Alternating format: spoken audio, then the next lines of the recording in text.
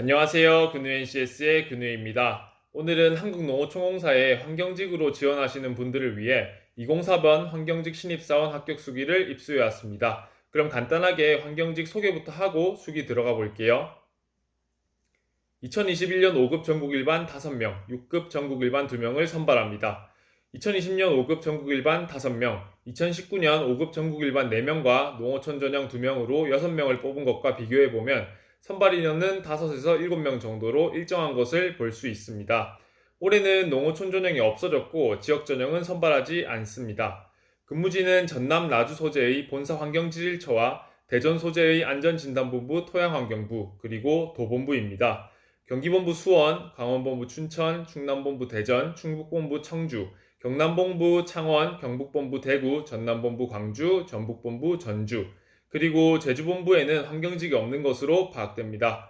직무기술서를 보면 수질환경관리, 토양관리, 생태관리, 환경영향평가, 내수면 양식, 국제협력, 해외사업관리 등의 업무를 하고 있습니다. 5급과 6급의 업무적인 차이는 저도 아직까지는 모르는 상태입니다. 그럼 환경직 신입사원 합격수기 1인칭으로 시작해 보겠습니다. 안녕하세요. 한국농어총공사 204번 환경직 신입사원입니다. 나이는 20대 중반, 직어국 출신이며 학점은 4점대 초반이고 취업준비기간은 스펙 6개월, 한국농어총공사 준비 6개월입니다. 저는 2020년 8월에 코스모스 졸업 후 처음 지원한 곳이 한국농어총공사였고 한국농어총공사에만 지원했습니다. 운이 좋게도 한 번에 합격한 것 같습니다. 토익 790점, 한국사와 커말 1급 수질환경기사가 있습니다. 환경직은 소수직렬이라 서류 컷이 높을 것으로 예상되어 서류 점수의 70점이 어학 점수이기 때문에 가능하다면 어학 만점인 850점을 만들어 놓는 게 좋을 것 같습니다. 그리고 자격증은 될 수 있는 한 최고점을 만들 정도로 취득하시는 게 좋습니다. 서류 단계에서는 자기소개서가 점수에 들어가진 않지만 면접을 생각해서 많은 시간을 투자했고 주위 친구들에게 첨삭을 받았습니다. 한국농어총공사의 자소서는 생각보다 글수가 적었기에 최대한 핵심을 적으려고 노력했으며 문항의 의도에 맞게 적으려고 노력했습니다. 그리고 저는 인턴 경험이 없는 평범한 대학생이었기에 최대한 학생 시절 경험한 경시대회나 견학, 수강했던 전공 과목을 활용하여 자소서에 적용했습니다. 따라서 학교 다닐 때 최대한 기회가 있으면 전공과 관련된 경시대회나 견학에 참여하시기 바랍니다. 저는 한국농어총공사가 첫 지원이기에 NCS에는 무지했습니다. 해 종합 NCS 문제집을 사서 풀어보며 실력을 키웠고 한국농어총공사에 해당되는 NCS 과목 위주로 공부하였습니다. 그리고 시험 직전에는 봉투 모의고사를 사서 풀었습니다. 저는 토양학을 선택했습니다. 거의 모든 전공은 기사책을 위주로 공부를 하였고 주로 한 과목 개론을 집중적으로 공부하였습니다. 그리고 더 필요한 부분은 전공책을 이용했습니다. 특히 토양학은 농업토양이기 때문에 컨땡 토양학 7급 농업직 책을 참고했습니다. 법률 과목은 인터넷 검색을 하면 그 법률이 나오기에 법률 부분을 출력해서 읽어보며 공부했습니다. 출제기간마다 달라지긴 하는데 제가 시험을 쳤을 때는 법률 위주, 기사책에 나오는 법률 문제로 나와 많이 당황했던 기억이 납니다. 저는 시험을 잠실에서 쳤는데 코로나 때문에 대중교통 이용하기가 꺼려져서 직접 운전을 해서 전날에 올라갔습니다. 하지만 차가 엄청 밀리고 장거리 운전이라 힘들었습니다. 서울에 갈 땐 대중교통 이용을 추천드리고 컨디션 관리를 위해 전날 올라가서 숙박을 했습니다. 필기시험 관련해서는 끝나자마자 기억을 삭제했습니다. 화장실 잘 갔다 오고 큰 무리 없이 시험을 치고 왔습니다. 전 필기시험을 보고 별 기대를 안 하고 있어서 면접 대상 발표를 보고 어안이 벙벙했습니다. 면접 경험이 없었기에 부랴부랴 서울에 단기로 하는 면접 학원을 등록해 2박 3일 학원을 다녔습니다. 정말 면접의 기본 자세나 기초 상식 정도만 쌓을 수 있었고 본격적인 준비는 스터디를 시작하고부터였습니다. 스터디는 운 좋게 오픈 채팅방을 통해 구했고 일주일에 2~3번 만나면서 면접을 준비했습니다. 그리고 교수님께 도움을 요청해서 졸업생 선배인 타과 현직자분을 스터디에 초청하여 지도를 받았습니다. 면접 자료들은 한국농어총공사 홈페이지와 블로그, 유튜브를 활용하여 최대한 수집하였고 저는 한국농어총공사의 올인이었기 때문에 추가적으로 여유로운 스터디원을 따로 만나서 면접 연습을 했습니다. 스터디에서는 서로의 자소서를 읽어보고 미리 질문 리스트를 만들어 3명씩 면접관을 수행하며 실제 면접 분위기처럼 면접 연습을 진행했습니다. 필기는 따로 스터디 없이 독학을 했지만 면접은 제 개인적인 생각으로 스터디 없이는 많이 힘들 겁니다. 스터디는 꼭 구하는 게 좋습니다. 서로가 말하는 걸 보며 발음과 자세 같은 것들도 피드백이 되어 점점 나아지는 자신을 발견할 수 있을 겁니다.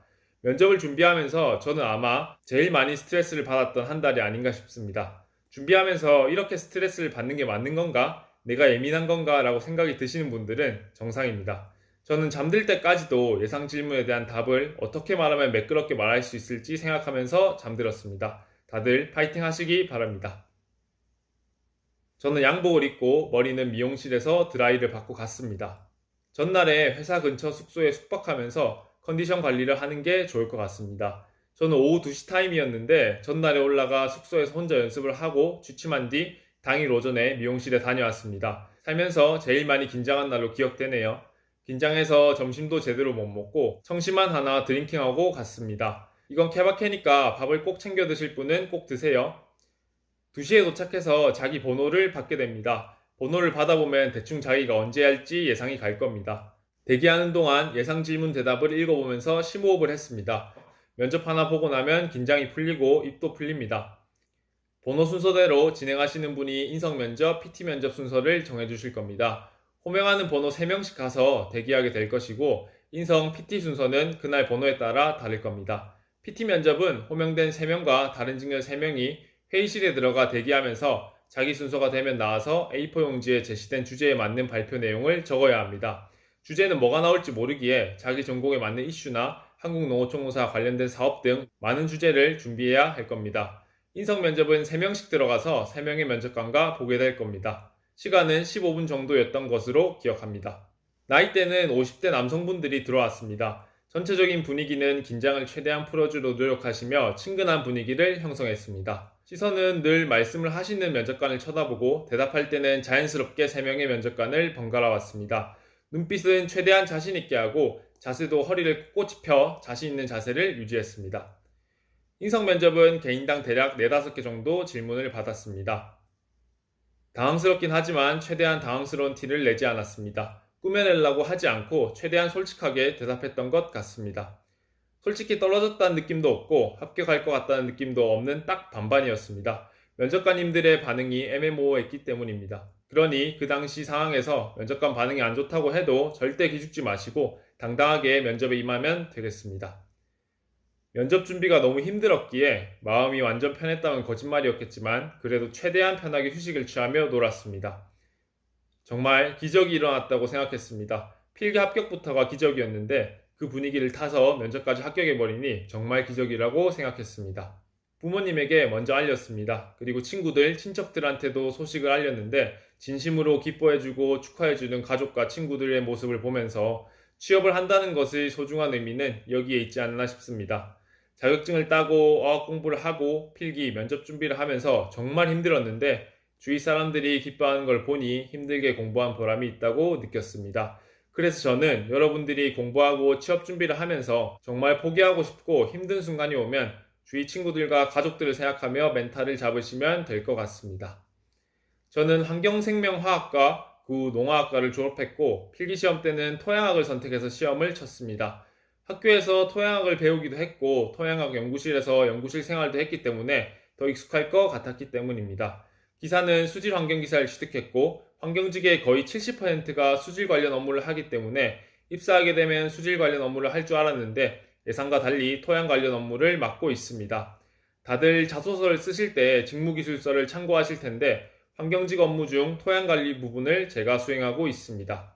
주로 현장에 나가 토양 서베이를 수행하며 토양 시료들을 채취하여 분석기관에 보내 한국농어총공사에서 하는 토목 사업들이 기본 설계, 인자를 제공해주는 업무를 합니다. 그리고 현장 업무다 보니 출장이 엄청 많습니다. 제가 살면서 가보지 못한 여러 곳을 다니며 맛집도 다니는 재미도 있고요. 하루하루 열심히 공부하며 노력하시는 여러분들이 얼마나 힘든지는 저도 겪어보았기에 잘 알고 있습니다. 힘들고 포기하고 싶은 순간이 오면 미래에 합격한 날을 상상하고 기뻐해줄 가족들과 친구들 생각해보세요. 다시 한번 의욕이 생길 것이고 동기부여가 될 것입니다.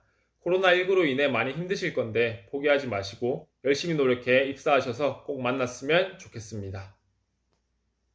지금까지 한국농어총공사 204번 환경직 신입사원 합격 수기였습니다.